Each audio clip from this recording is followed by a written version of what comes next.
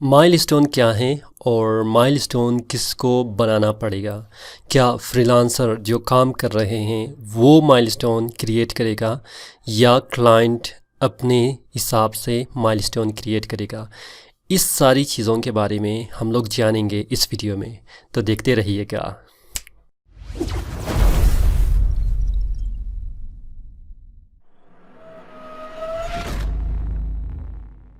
अस्सलाम वालेकुम दोस्तों, मैं हूं जमशेद रज़ा फ्रीलांसर ट्यूटोरियल के जानिब से। और आज के इस वीडियो में हम लोग ये जानने की कोशिश करेंगे, पिछले मेरे सब्सक्राइबर ने ये पूछा था कि माइलस्टोन क्या हम क्रिएट करेंगे या क्लाइंट क्रिएट करेगा। तो इस चीज़ के बारे में कन्फ्यूजन है कि बिगनर्स समझते नहीं हैं या क्रिएट करते हैं तो एक्सेप्ट नहीं होता। तो इन चीज़ों के बारे में आपको फाइंड आउट करना चाहिए और आपको मालूम होना चाहिए ताकि आप बड़ी लॉस से जब आप किसी भी प्रोजेक्ट पर काम करते हैं बच सके। तो अगर अभी तक आपने हमारे इस चैनल को सब्सक्राइब नहीं किया है तो जल्दी से सब्सक्राइब कीजिएगा, क्योंकि आपको बहुत सारे ऐसे ही फ्रीलांसर की टिप्स और ट्रिप्स आपको मिलते जाएंगे जो कि बहुत ही बेनिफिटेबल और प्रॉफिटेबल होगा आपके लिए। तो चलते हैं हम अपनी टॉपिक के ऊपर कि मैं आपको ले जाऊंगा अपनी कंप्यूटर स्क्रीन पर। ठीक है, कंप्यूटर स्क्रीन पे में हम लोग जाएंगे फ्रीलांसर वेबसाइट पे। मैं अपने डैशबोर्ड पर मौजूद हूँ और अभी देखेंगे कि आपको करना क्या है। ठीक है, फॉर एग्जांपल मैं एक प्रोजेक्ट पे मैं बीट करूँगा। ठीक है, कोई भी प्रोजेक्ट हो उस पर बीट करने की कोशिश करेंगे। तो यहाँ पर आपके पास ऑप्शन किस तरह आएगा इसको हम लोग चेक करते हैं। ठीक है, for example I need Google SEO, तो इसके ऊपर हम लोग जाएंगे। जाने के बाद यहाँ पर है कि I want to talk to you in Messenger for details. तो यहाँ पर प्रोपोज़ल देखते हैं कि कितनी प्रोपोज़ल है, 45 प्रोपोज़ल है। ठीक है, इसको एसईओ चाहिए और ये कंप्लीट ऑथेंटिक जो कोरिया रिपब्लिक का है, मतलब इसकी वेरीफाइड डिपॉज़िट और ईमेल एड्रेस और फ़ोन नंबर सब वेरीफाइड है। मतलब ये एक ऑथेंटिक है अगर आप इस पर काम करना चाहें।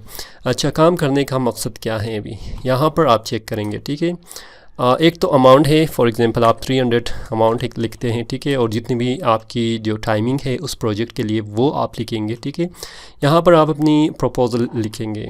प्रपोज़ल लिखने के बाद यहाँ पर आप देख सकते हैं कि सजेस्ट अ माइलस्टोन। ठीक है, define the task that you will complete for this.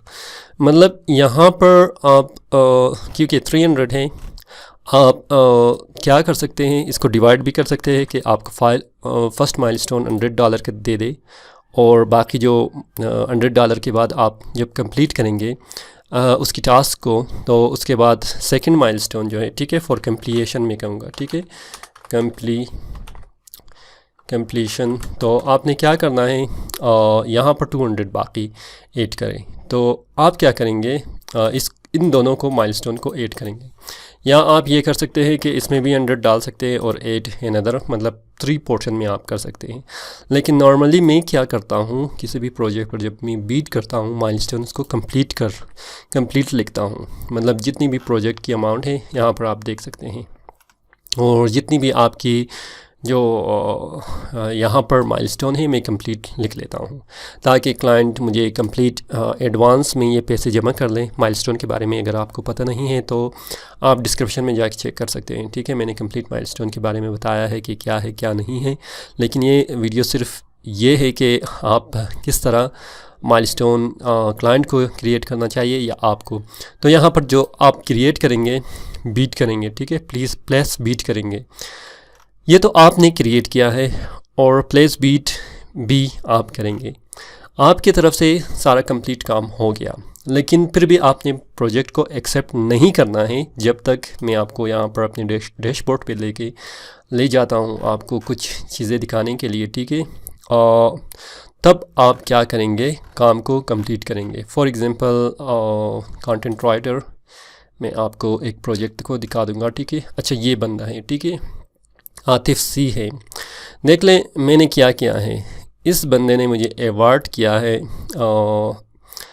Award your beat, मतलब इसने अवार्ड किया है और मैंने एक्सेप्ट किया है और इसने क्रिएट माइलस्टोन किया है। ठीक है, मतलब क्लाइंट ने देखे आतिफ सी क्रिएटेड अ माइलस्टोन पेमेंट, तो फिर इसने क्रिएट माइलस्टोन किया है एक और $15 का। तो फिर इसने खुद माइलस्टोन को रिलीज़ किया है एज कंप्लीटेड ब्रोशर डिज़ाइन, ठीक है। फिर इसने प्रोवाइडेड फीडबैक किया है और 5 स्टार इसने फीडबैक दिया है। मतलब आप क्या करेंगे, अगर मैं आपको कंप्लीट प्रोजेक्ट पे ले जाके आपको दिखा दूं कि वह क्या है, आप इस चीज़ को समझ लें, ठीक है। यहाँ पर आप देख सकते हैं, अच्छा यहाँ पर आएंगे टास्क पे, ठीक है। ये कंप्लीटेड है अभी, मैं देखूँगा अगर इसमें मुझे डिटेल मिला तो। अच्छा यहाँ पर है, ठीक है। तो आप चेक कर सकते हैं कि माइलस्टोन पेमेंट है, ठीक है। कंप्लीट ब्रशर डिज़ाइन है, ठीक है, और रिलीज़ हो चुका है। तो इसमें जब तक आप उस वक्त तक आप प्रोजेक्ट को एक्सेप्ट नहीं करेंगे जब तक जो क्लाइंट है आपको माइलस्टोन क्रिएट करके नहीं देता, या जो माइलस्टोन आपने प्रोजेक्ट में देते वक्त डाला था उसे एक्सेप्ट नहीं करता। जब वो एक्सेप्ट करेगा तो आपको पता किस तरह चलेगा, ये चीज़ भी आपको जानना पड़ेगा, ठीक है।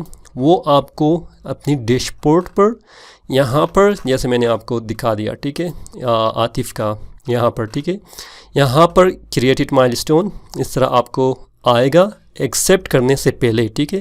पहले उसको माइलस्टोन कहने को कहो कि माइलस्टोन क्रिएट करे, उसके बाद आपने एक्सेप्ट करना है।